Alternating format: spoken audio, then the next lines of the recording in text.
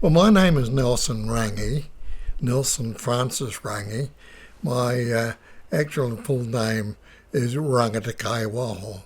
Rangitakaiwaho is my great-grandfather, Kohunui Rangitakaiwaho, acknowledged as the last paramount chief of the Papawai around the Greytown area. I was born at the beginning of 1929, so today I'm a few days off 92 years of age. After I got married at the age of 26, I left the Wairarapa area, went up and spent most of my life in the Bay of Plenty, and returned to the Wairarapa early this century, at which stage I was given the opportunity of leading the iwi, Ngāti Kahungunu ki Wairarapa, and gave me the opportunity of catching up with and learning some of the finer parts of being a Maori and living a more Maori way of life and attitudes. I was brought up by my mother, who lived in the Pirinoa area. She is from a German family. She herself is German.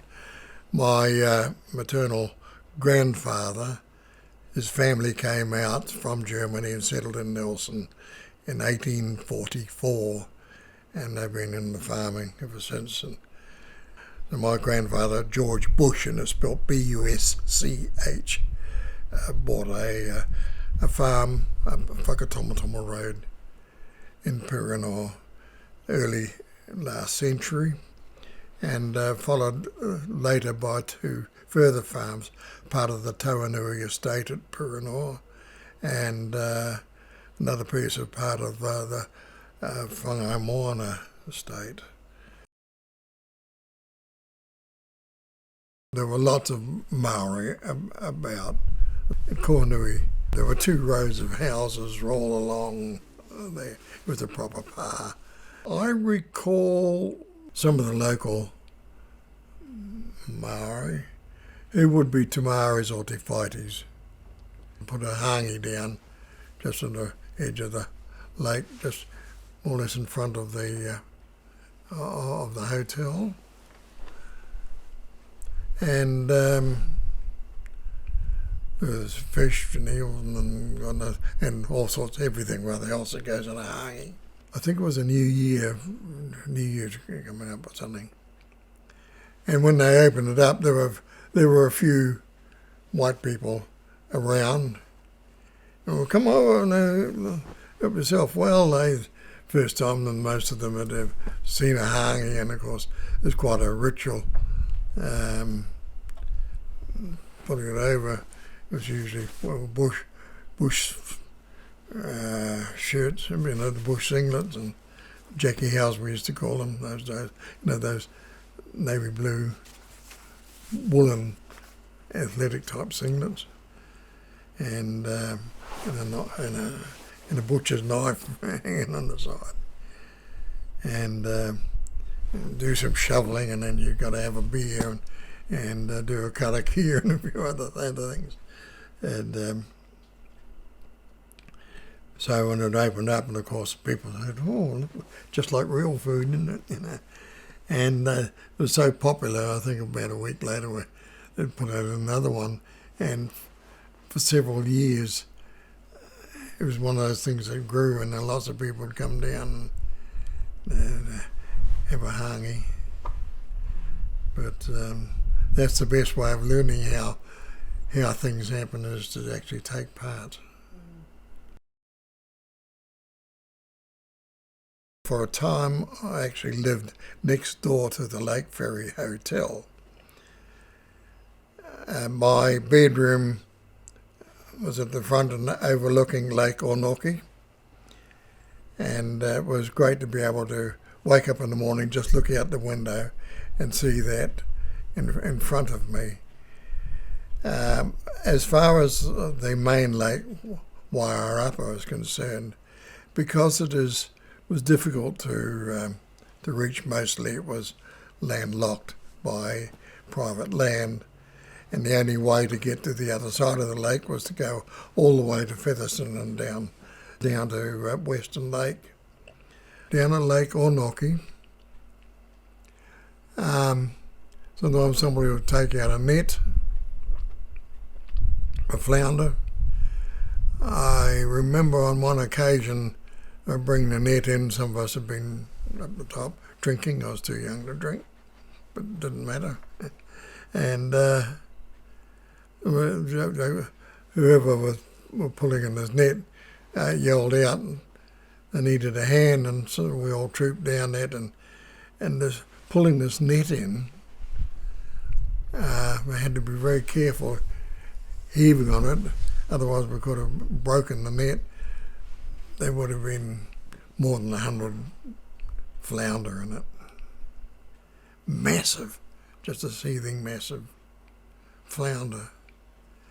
Nowadays, very hard to find them. But I spent quite a lot of time at Lake Onoke, and I can say that I believe now that I may be the only one left who has been taken part in the eeling, catching tuna in the February, March, April areas on their annual migration out to sea for spawning. Those days were quite different. In fact, whilst there's no natural outlet to the sea, the outlet more or less ran round the corner toward Whangamoana, and we used to have to boat across to go across to the other side and catch these eels. There's been times when with a heavy sea and the eels milling around trying to get to the sea.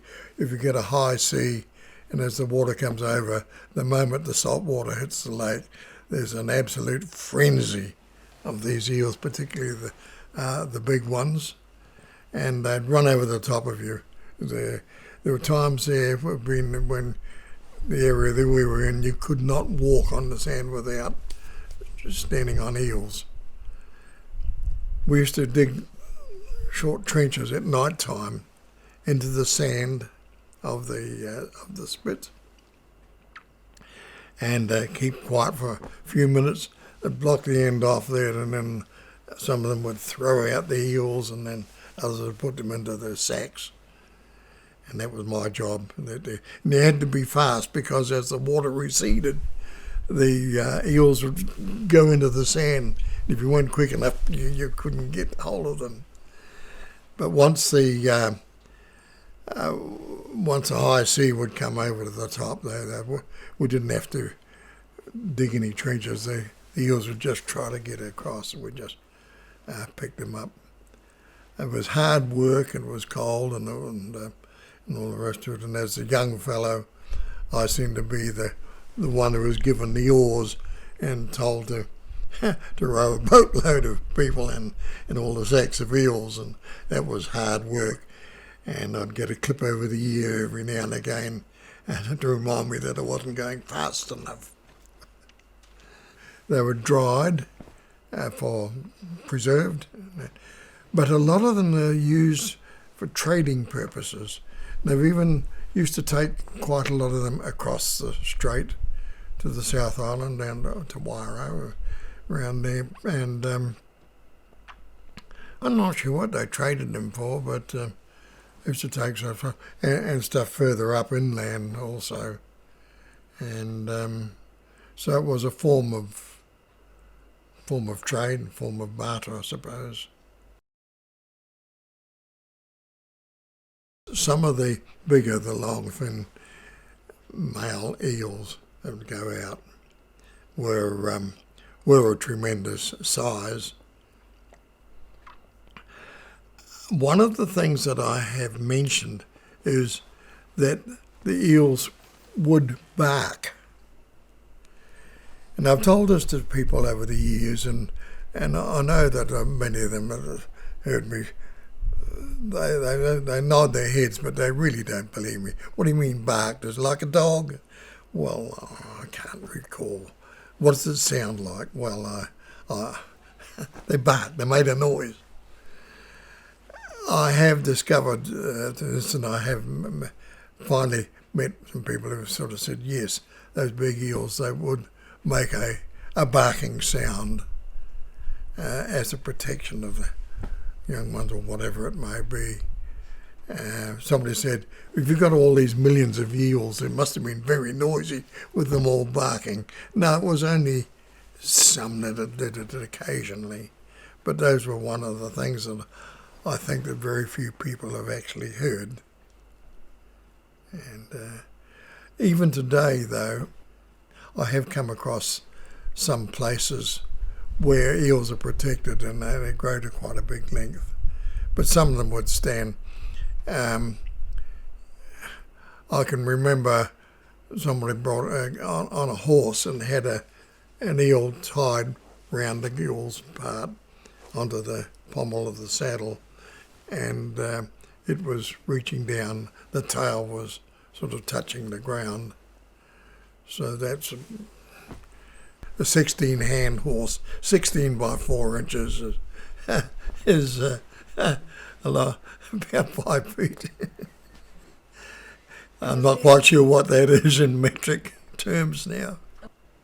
Because there was no outlet, the eels, as they come from their main habitat and go on out, well, then they're all going to collect there, trying to get out as close as they can get, so they're all piling up. I've been there when there's been a high sea, high tide, and when the waters come over, when I say there's an absolute frenzy, the whole surface of there is just eels rushing around. God knows how many of them there. The eels still go out every year. Not so many of them, and we know that.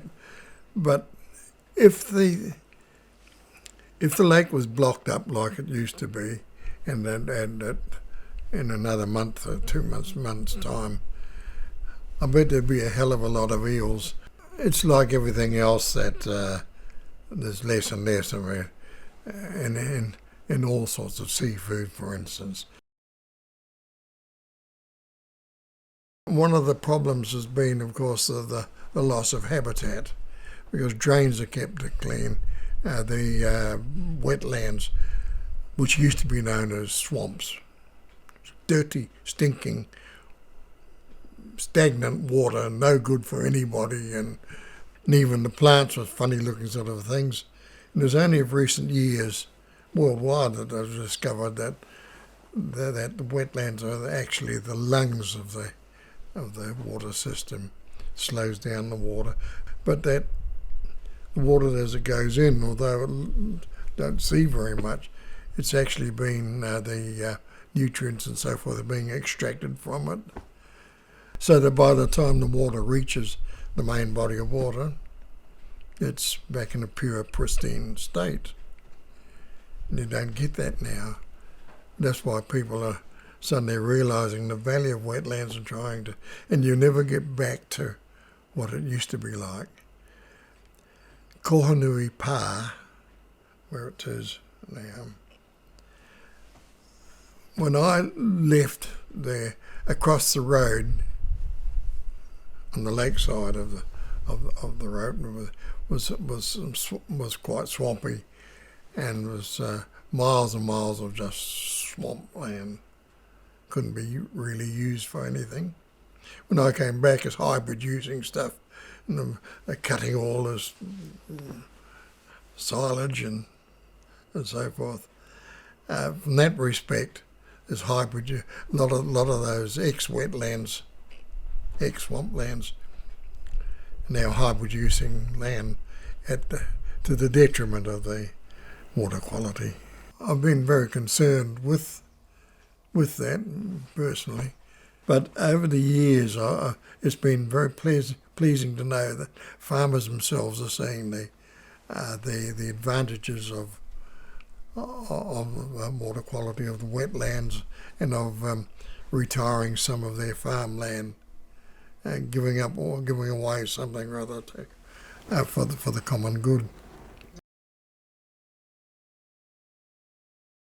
When it was decreed that the lake was going to be returned to the local Māori, I remember fronting up to a meeting of farmers at the Anzac Hall in Featherston, and it was pretty full of farmers in there too, and they were a bit fired up, and I was there with the regional council members over several things, and one of the complaints was, yeah, once the Māori get such as that, I suppose they're going to charge us to even go near the lake and all that sort of stuff, and it was put on me to what was I going to do about all that? I'd always felt when I went out into the wide world and I came across racism as such, we weren't bothered with that down there. They're either good people or bad people, you know. I don't know what I was classed as. I wasn't brought up as a Maori. I was comfortable among them. I worked among them and with them and all the rest of it, and related to a number of them. My mother had always told me I'm as good as the next person. I always stand up for what I believe in and everything. And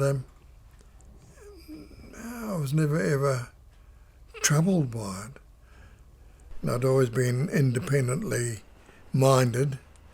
Although brought up as a European or as a German particularly, my mother had always stressed upon me to be proud of being Maori, and I always have been. This did mean that a lot of the Maori values and customs I seem to have been short of for many years. I regret not having the full background of being a Maori. I regret that I never took the opportunity beforehand of learning the language until I was about 80, and then it was too late to start learning, but I'm now able to hold my end up in the mana of the iwi at ceremonial occasions. There's a greater awareness of Maori values, Maori attitudes, the way to do things, and there's a growing awareness and a growing support and growing knowledge. So there's more people sort of, and they're getting some of the old stories, the myths, the legends. In European terms, man is supreme. He's created in the image of God and has dominion over all the fowl and flora and fauna and everything other else. And rivers and mountains are there for the use of mankind. And if it doesn't suit there, well, you alter it to suit yourself. The Maori attitude is that they don't see man as being sort of the supreme thing, is part of the overall environment. That each has its own place. The trees have their own place, the birds have their own place, water and everything other else. The purpose of man is as a custodian of those natural things, a stewardship that you must protect and leave in as good order as you found it. And if you offend the nature, it'll come back and bite you. And that's what does happen, when they take the river away from the lake and it's bucket up the water, that sort of stuff. So it is a different way of looking. Is one better than the other, or right or wrong or anything like that? It's different. And but one of the difficulties, and it's not just from Maori, is any indigenous people, the colonisers, believe that theirs is the only way. They're dominant, and people need to fit in with them. But there's very little thought about fitting in with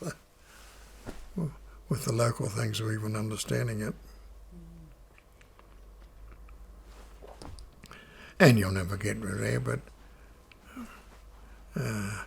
people like myself and others there that carry on spouting it a bit. It's a bit like going to a wedding and you throw this confetti at people. Some of it lands in your hair and in your clothes, and most of it falls on the ground, gets swept up. But some of it, sticks there. Some of it, months later, you're going along, oh, look at the confetti that was there. Some of it sticks. And if you throw it often enough, eventually you're going to get somewhere.